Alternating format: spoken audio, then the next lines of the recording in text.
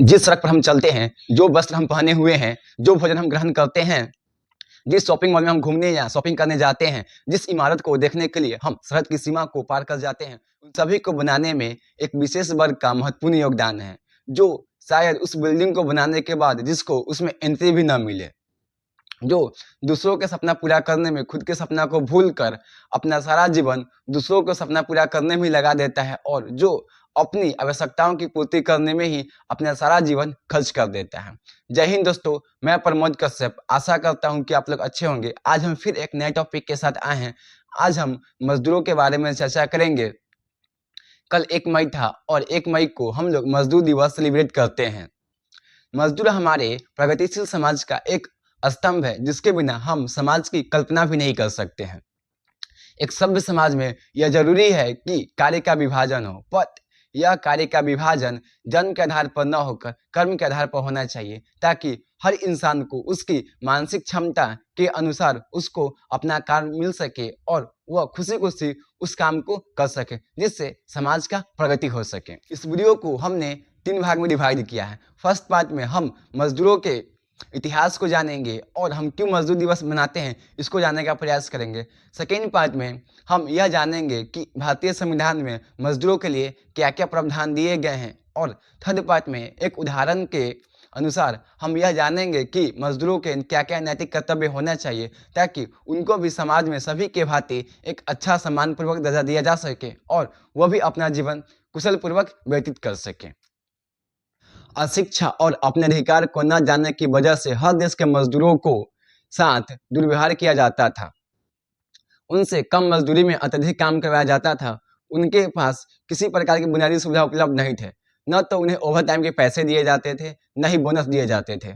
उनसे 10 से 15 घंटे काम करवाया जाता था और काम करते वक्त अगर कोई दुर्घटना हो गया तो उनको किसी भी प्रकार का उपचार भी नहीं करवाया जाता था। मजदूर लोग बाध्य थे काम करने के लिए, क्योंकि उनके पास दूसरा कोई विकल्प नहीं था। 18वीं शताब्दी में औद्योगिक क्रांति के परिणाम स्वरूप देश की अर्थव्यवस्था कुछ गिने चुने लोगों के ही हाथ में आ गए। मशीन से बनने वाले सामान जो अत्यधिक डिजाइन में उपलब्ध थे, उनका डिमांड मार्केट में अत्यधिक हो गया। लघु और कुटीर उद्योग का तो जैसे खात्मा ही हो गया।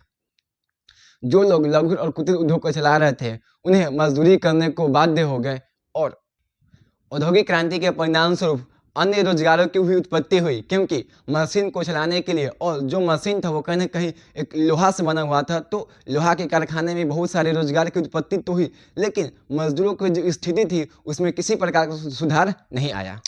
जब पढ़े लिखे लोग मजदूरी करने को बाध्य हो रहे थे, तब वो लोग मजदूरों को जागरूक करने का प्रयास किए। इसी क्रम में 1 मई 1886 को अमेरिका के मजदूर यूनियनों ने काम का समय 8 घंटे से अधिक न रखने के लिए हड़ताल कर दी। इस हड़ताल के क्रम में शिकागो के हे मार्केट में किसी ने बम फेंक दिया। यह बम किसने फेंका इसका अभी तक कोई पता नहीं चल रहा है।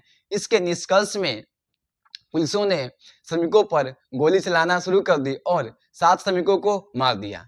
इसे ऐतिहासिक घटना बरकरार दिया गया और 1890 के बाद कई देशों ने इस ऐतिहासिक घटना को अपनाया, श्रमिकों के हित में कानूनी प्रणाली का अनुसरण किया।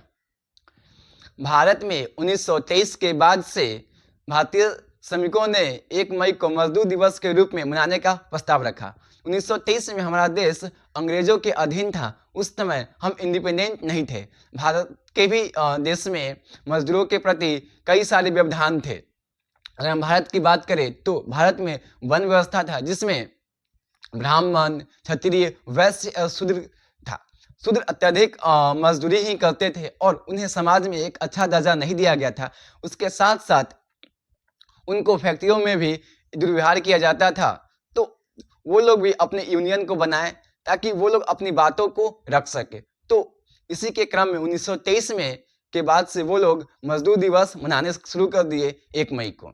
1 मई को जिस तरह हम मजदूर दिवस मनाते हैं, इसको मई डे के रूप में भी मनाते हैं। तो हमने अभी तक यह जाना कि मजदूर का इतिहास क्या था और मजदूर दिवस क्यों मनाना शुरू हुआ। तो मजदूरों का इतिहास शुरू से ही कहीं ना कहीं कष्टपूर्वक था और उन लोगों को अत्यधिक श्रम करना पड़ा, अत्यधिक परिश्रम करना पड़ता था अपनी जीविकोपार्जन के लिए। अब हम जानेंगे कि भारतीय संविधान में मजदूरों के लिए क्या क्या प्रावधान है। भारतीय संविधान अनुच्छेद 19(1) के ग के अनुसार मजदूरों को संघ व सहकारी समिति बनाने का अधिकार है। जिस तरह हम देश के किसी भी कोने में जाकर रह सकते हैं, मजदूरों को भी यह अधिकार है कि वो अपना संघ बना सके, अपना यूनियन बना सके। हम लोग अक्सर मूवी या सुनते भी हैं कि मजदूर यूनियनों ने हड़ताल कर दिया, उनकी कुछ डिमांडें हैं, तो मजदूरों को यह अधिकार है कि वो अपना यूनियन बना सके और फैक्ट्री और सरकार के सामने अपनी आवश्यकताओं और अपनी मांगों को रख सके। अनुच्छेद 23 कहता है कि मानव का दुर्व्यवहार और बलात्कार श्रम नहीं किया जा सकता है। पहले मानव को बेचा जाता था तो उस पर प्रतिबंध लगा दिया गया, और जो बलात्कार श्रम था, बलात्कार श्रम को हम बंधुआ मजदूरी के भी माध्यम से समझ सकते हैं। बंधुआ मजदूरी में क्या होता था कि अगर कोई इंसान किसी अपने मालिक से कुछ पैसा लेता था और उसकी एवज में उसे अपने मालिक के यहाँ जीवन भर कार्य करना पड़ता था, उसको उसके काम के लिए किसी प्रकार का मजदूरी नहीं दिया जाता था। तो इस पर सरकार ने निषेध लगा दिया है कि बंधुआ मजदूरी अब कोई नहीं करेगा। अनुच्छेद 24 कहता है कि जिसका भी उम्र 14 वर्ष से कम है उसको किसी भी फैक्ट्री में काम करने नहीं दिया जाएगा, क्योंकि 14 वर्ष जो है वो हमारी बौद्धिक क्षमता का समय होता है जिसमें हम चीज़ों को सीखते हैं, और वह उम्र हमारे इस लायक नहीं होता है कि हम किसी फैक्ट्री में काम कर सके। हमारा शरीर उस तरह के रूप में नहीं ढला होता है कि हम फैक्ट्री में काम कर सके। तो 14 वर्ष से कम उम्र के बच्चों को फैक्ट्री में काम करने से निषेध दिया गया है। जो भी हमारा ये सब मौलिक अधिकार है, जो भी मौलिक अधिकार होता है वह बाध्य होता है। अगर आपके मौलिक अधिकार का हनन होता है तो आप उच्च न्यायालय और सर्वोच्च न्यायालय तक भी जा सकते हैं। लेकिन आगे का जो हम बात करेंगे उसमें नीति निर्देशक तत्व है। नीति निर्देशक तत्व तभी लागू होता है जब सरकार सक्षम हो इस चीज को लागू करने के लिए। तो कुछ नीति निर्देशक तत्व भी हैं जो मजदूरों के संबंध में है। जैसे 39 का क यह बोलता है कि समान कार्य के लिए समान वेतन होगा। अगर कोई दो इंसान है, जैसे एक राम और एक श्याम, अगर दोनों किसी फैक्ट्री में सेम काम कर रहे हैं और सेम घंटा काम कर रहे हैं तो उन दोनों को जो वेतन होगा वो समान दिया जाएगा। यह हमारा राज्य के नीति निर्देशक तत्व अनुच्छेद 39 के क में दिखाया गया है। अनुच्छेद 42 में कहा गया है प्रसूति संबंध के लिए अगर कोई महिला प्रेग्नेंट है तो उसे या तो गवर्नमेंट हो या प्राइवेट हो, उसे कुछ सहायता दिया जाता है, लीव दिया जाता है, और उसका जो वेतन होता है उसको खत्म नहीं किया जाता है। तो यह कुछ सहायता दी जाती है, पर ये जो सहायता है वो तभी दे सकती है जब सरकार इस चीज को सक्षम हो। और अगर इस अधिकार का आपका हनन होता है तो आप उच्च न्यायालय या न्यायालय में नहीं जा सकते हैं, या न्यायोचित नहीं है।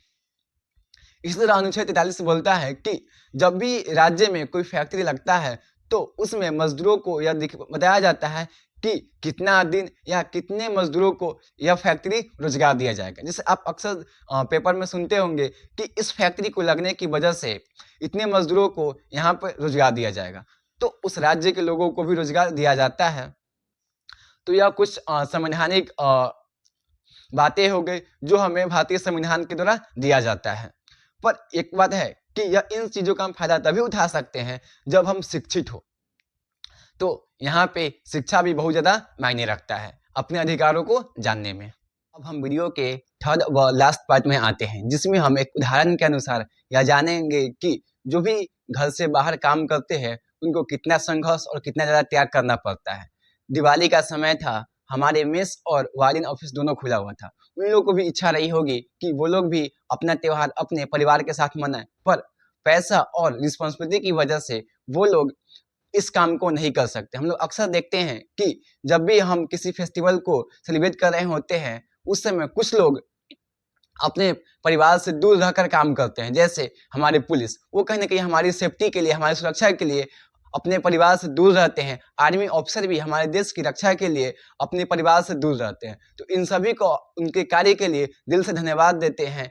और हमें यहाँ पे ये भी जानेंगे कि जो भी मजदूरी करते हैं उनका यह भी रिस्पॉन्सिबिलिटी है कि जितना वो पैसा लेते हैं उसके अनुसार वो काम करे, ताकि लोग उनकी काम की प्रशंसा करें। और अगर किसी दूसरे को भी काम करना पड़े तो लोग उनको प्रेफरेंस दे कि इस व्यक्ति से आप काम करवाइए, या आपके पैसा के अकॉर्डिंग काम करेगा। तो इससे आपको समाज में एक अच्छा दर्जा मिलेगा और लोग आपके काम की वजह से आपको इज्जत भी देंगे। तो इन सभी माध्यमों की वजह से आप ये समझ सकते हैं कि अपने काम के प्रति ऑनेस्ट रहना कितना ज़रूरी है, ताकि आपको अपने काम के अनुसार लोग जज कर सके और आपको एक सम्मानपूर्वक जीवन जीने में सहायता मिल सके। तो आज के लिए इतना ही। आप सभी को ये पूरा वीडियो कैसा लगा कमेंट में बताएं, और अगर कोई गलती हो या अगर कुछ लगता है कि इसमें इम्प्रूवमेंट चाहिए तो आप कमेंट बॉक्स में बता सकते हैं। तो आज के लिए इतना ही। जय हिंद, राधे राधे।